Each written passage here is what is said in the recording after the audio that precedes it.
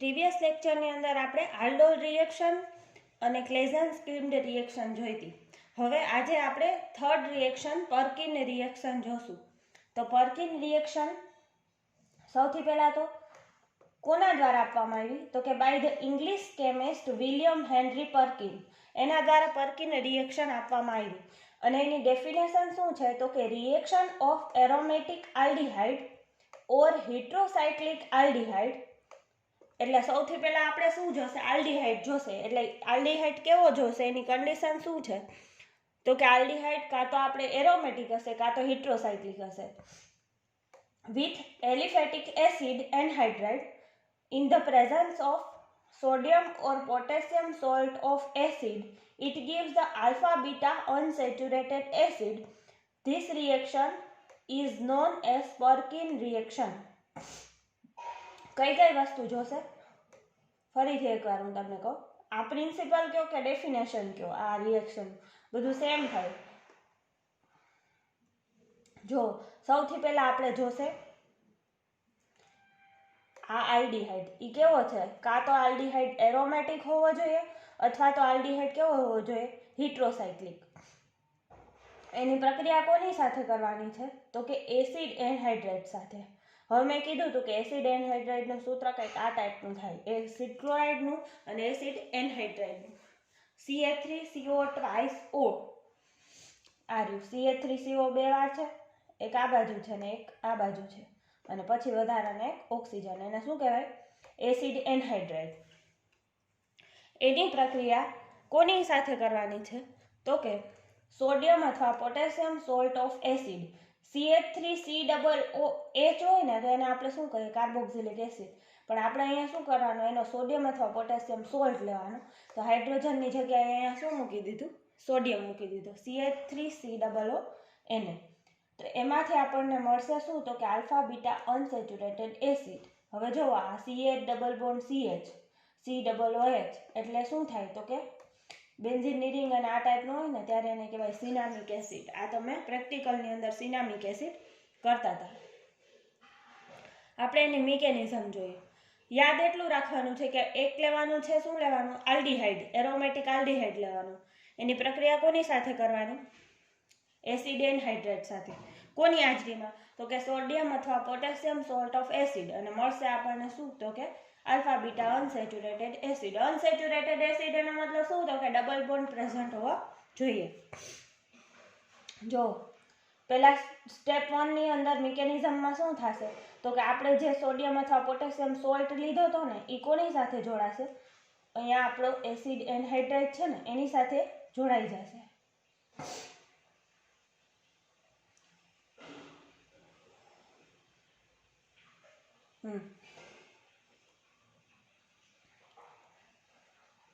Anhydride છે ને એનો આ હાઇડ્રોજન છે ને એની સાથે અહીંયાથી આ ટ્રાન્સફર થશે.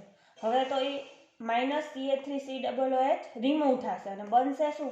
Carbon ion 1. અહીંયા CH2- છે એટલે શું કહેવાય? એને કાર્બન આયન કહેવાય. પછી સ્ટેપ 2 ની અંદર આપણને જે આ કાર્બન આયન 1 મળ્યો છે ને આ કાર્બન આયન 1 છે. એ કોની સાથે પ્રક્રિયા કરશે? તો કે આપણે જે લીધું હતું શું? તો કે એરોમેટિક આલ્ડિહાઇડ. એની સાથે પ્રક્રિયા કરશે અને અહીંયા બનાવશે શું? તો કે કાર્બન આયન 2. પછી કાર્બન આયન 2 અહીંયાથી આવી રીતે જોડાશે. હવે જો આટલો પાર્ટ તો છે એની સાથે ડાયરેક્ટ અહીંયાથી આ શું? તો કે જોડાઈ જશે આ પાર્ટ. અને આ પાર્ટ આ જે બનશે એને શું કહેવાય? Carbon ion 2. ઇન સ્ટેપ 3 શું થશે? તો કે કાર્બન આયન 2 છે એ પ્રક્રિયા કરશે આગળ, ફર્ધર રિએક્શન કરશે આ સોલ્ટ છે ને આપણું એની હાજરીમાં જ અને બનાવશે કાર્બન ઇન્ટરમીડિયેટ 3. અને કાર્બન આયન નહીં કહેશું આપણે, ઇન્ટરમીડિયેટ 3 બનાવશે. આ ઇન્ટરમીડિયેટ 3 છે એ ફરીથી હાઇડ્રોલિસિસ પ્રોસેસ થઈ અને શું બનાવશે? તો કે આલ્ફા બીટા અનસેચ્યુરેટેડ એસિડ બનાવશે. આલ્ફા બીટા અનસેચ્યુરેટેડ એસિડ એમાં મળ્યો છે સિનામિક એસિડ અને અહીંયાથી CH3COOH આપણને છૂટું પડી જશે.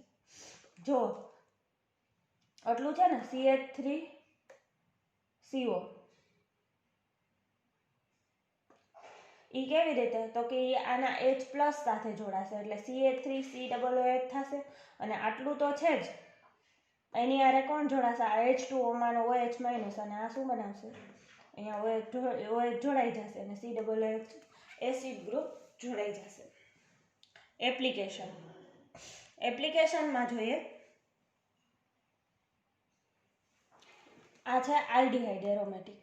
કોની હારે પ્રક્રિયા કરશે? Acid anhydride. અહીંયા મેં શું લીધું તો કે એનહાઇડ્રાઇડમાં આપણે ઓલામાં લીધો તો CH3CO ટ્વાઇસ, એની બદલે આ CH3CH2CO અને આ બાજુ CH3CH2CO. વચ્ચે શું છે? ઓક્સિજન. એક કાર્બન વધારી દીધો. પ્રક્રિયા કોની સાથે કરશે? સોડિયમ અથવા પોટેશિયમ સોલ્ટ લેવો પડશે આપણે તો કે હા, સોડિયમ અથવા પોટેશિયમ સોલ્ટ ઓફ એસિડ. તો CH3COOH હોવો જોઈએ, એની બદલે એને લઈ લીધો. પેલા સ્ટાર્ટિંગમાં શું બનશે? તો કે સ્ટાર્ટિંગમાં ઇન્ટરમીડિયેટ બનશે અને પછી ઇન્ટરમીડિયેટમાંથી કોની સાથે? તો કે હાઇડ્રોલિસિસ પ્રોસેસ કરી અને આપણને શું બનશે? આલ્ફા બીટા અનસેચ્યુરેટેડ એસિડ મળી જશે. આની ડેફિનેશન હું તમને કહું ફરીથી એકવાર.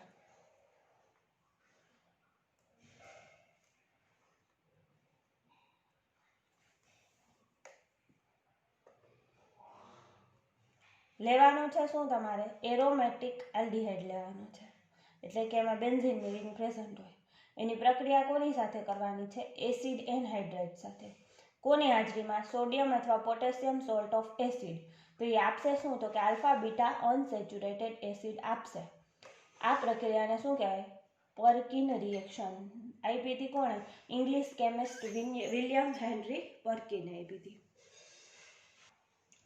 ઓકે, તો હવે આપણે નેક્સ્ટ રિએક્શન જોઈએ, નોવેન્જિયલ કન્ડેન્સેશન. આની PDF હું તમને મોકલી દઈશ છે, એટલે અત્યારે તમે વિડીયો જોઈને રિએક્શન તૈયાર કરતા રહેજો, ત્યાં મોકલી દઈશ. નોવેન્જિયલ કન્ડેન્સેશન. હવે નોવેન્જિયલ કન્ડેન્સેશન કેવા શું માંગે છે? તો કે the condensation of aldehyde or ketone. એટલે આપણું સ્ટાર્ટિંગ મટીરિયલ શું હોવું જોઈએ? તો કે આલ્ડીહાઇડ અથવા કીટોન. આર્યું છે આલ્ડીહાઇડ. પ્રક્રિયા કોની સાથે કરશે? With active methylene compound. Active methylene compound નામનું ચેપ્ટર હવે તમારે આવશે આ સેમેસ્ટરની અંદર. અત્યારે અહીંયા કેમ વચ્ચે ઓલામાં એનહાઇડ્રાઇડ હોય તો વચ્ચે ઓક્સિજન હોય, એવી રીતે વચ્ચે છે ને મિથિલિન ગ્રુપ હોય, એટલે કે CH2 ગ્રુપ હોય, કે જ્યાંથી શું થશે? અહીંયા બોન્ડ બ્રેકિંગ અને બોન્ડ ફોર્મિંગ પ્રોસેસ થઈ શકશે. તો આ CH2 ગ્રુપ છે એ કેવું છે? મિથિલિન છે અને એ કેવું હોય છે? એક્ટિવ. એનું સૂત્ર તમારે અત્યારે યાદ રાખવું પડશે, એક્ટિવ મિથિલિન કમ્પાઉન્ડ. એ પ્રક્રિયા કરશે in the presence of base compound, it give the unsaturated acid. base compound એટલે કોઈ પણ બેઝ લઈ શકો. ET3N એટલે ટ્રાઇઇથાઇલ એમાઇન. એમાઇન છે ને એ બેઝ છે, આપણે આવ્યું હતું nitrogen containing functional group chapter છે ને, એમાં આવતું પ્રાઇમરી, સેકન્ડરી ને ટર્સરી એમાઇન. તો આ ET3, ET નો મતલબ શું થાય? અહીંયા છે ને કેટાલિસ્ટ તરીકે ET, એનો મતલબ થાય C2H5 ઇથાઇલ ગ્રુપ. એવા કેટલી વાર? તો કે 3 વાર. અને એ કોની સાથે? નાઇટ્રોજન સાથે જોડાયેલો, ત્યારે એને કહેવાય ટર્સરી એમાઇન. એ આપશે શું? તો કે આલ્ફા બીટા નહીં મળે, અહીંયા શું મળશે? હા, આલ્ફા બીટા અનસેચ્યુરેટેડ એસિડ મળશે. અહીંયા ડબલ બોન્ડ પ્રેઝન્ટ છે. તો ખાલી અહીંયા એટલું જ યાદ રાખવાનું છે તમારે, આલ્ડીહાઇડ લેવાનો છે, એની એક્ટિવ મિથિલિન કમ્પાઉન્ડ સાથે બેઝની હાજરીમાં પ્રક્રિયા કરો અને આપણને મળી શું જશે? એસિડ મળી જશે. નેક્સ્ટ એક્ઝામ્પલની તમારે જો કે એક જ છે, સિનામિક એસિડ મળશે. આ શું છે? Aromatic aldehyde. પ્રક્રિયા કોની સાથે કરો? Active methylene compound. એની બે બાજુ શું જોડાયેલું છે? COOET twice. Triethyl amine base. તો બનશે શું આપણને? Cinnamic acid. હવે નેક્સ્ટ મિકેનિઝમ. આની મિકેનિઝમ સાવ સહેલી છે. અહીંયા પહેલાં આપણે શું લઈ લેવાનું? Active methylene compound. કોની સાથે પ્રક્રિયા કરશે? તો કે બેઝ સાથે. બનાવશે શું? Carbanion 1. પછી હજી આપણે આલ્ડીહાઇડ એરોમેટિક લીધો તો એની સાથે પ્રક્રિયા કરશે અને શું આપશે? ઇન્ટરમીડિયેટ આપશે. પછી હજી બેઝ તો એમાં હોય જ, એની સાથે પ્રક્રિયા ફર્ધર થશે અને ઇન્ટરમીડિયેટ 3 મળશે. પછી ડાયરેક્ટ એનું શું કરી નાખવાનું તો કે હાઇડ્રોલિસિસ પ્રોસેસ કરતાં આપણને આલ્ફા બીટા અનસેચ્યુરેટેડ એસિડ અથવા સિરામિક એસિડ છે એ મળી જશે. તમારે આ સ્ટેપ લખવાની જરૂર નથી, ડાયરેક્ટ તમને આ એસિડ મળી જશે હાઇડ્રોલિસિસ કરશો એટલે. એક્ઝામ્પલ, હવે જો એક્ઝામ્પલમાં કોઈ પણ આલ્ડીહાઇડ તમે લઈ શકો. બેન્ઝાલ્ડીહાઇડ, તો અહીંયા આપણે શું લીધું, ફ્યુરાન 2 આલ્ડીહાઇડ. હવે જુઓ 5 મેમ્બર રિંગ હોય અને અહીંયા ઓક્સિજન પ્રેઝન્ટ હોય ને તો એને શું કહેવાય, ફ્યુરાન કહેવાય. અને સેકન્ડ પોઝિશન ઉપર શું છે, આલ્ડીહાઇડ છે. ઓક્સિજન આડી છે એને 1 કહેવાય, તો આ પોઝિશન 2 કહેવાય. ત્યાં શું છે, આલ્ડીહાઇડ જોડાયેલું છે, તો એને કહેવાય ફ્યુરાન 2 આલ્ડીહાઇડ. હવે અત્યાર સુધી તમે આ ટાઈપના કમ્પાઉન્ડ નહીં જોયા હોય, તમે બેન્ઝીનની રિંગમાં એમાં જોયા હશે, પણ વચ્ચે હીટ્રો એટમ પ્રેઝન્ટ હોય. ઓક્સિજન, નાઇટ્રોજન, સલ્ફર, આ બધાને શું કહેવાય, હીટ્રો એટમ કહેવાય. તો આપણી રિંગની અંદર આ હીટ્રો એટમ પ્રેઝન્ટ હોય ને એ કમ્પાઉન્ડને કહેવાય હીટ્રોસાયક્લિક કમ્પાઉન્ડ. એ કોની સાથે પ્રક્રિયા કરશે તો કે એક્ટિવ મેથિલિન કમ્પાઉન્ડ સાથે બેઝની હાજરીમાં. અહીંયા બેઝ તરીકે શું લીધું, પિરિડીન લીધું. પિરિડીન એક 6 મેમ્બર રિંગ હોય અને ઓક્સિજન કેમ અહીંયા પ્રેઝન્ટ છે એવી રીતે નાઇટ્રોજન પ્રેઝન્ટ હોય. પણ તમે ખાલી પિરિડીનનું સૂત્ર યાદ ન રાખો ને ખાલી નામ યાદ રાખશો તો ચાલશે કે એ બેઝ છે.